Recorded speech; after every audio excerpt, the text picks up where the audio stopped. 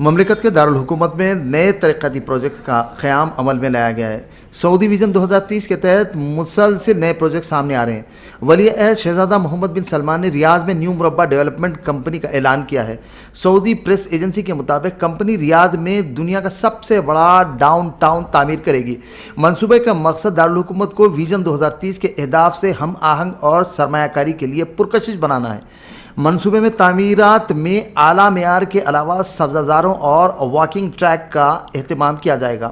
منصوبے میں مختلف صحت اور اسپورٹس مراکز کے علاوہ سماجی مراکز ہوں گے۔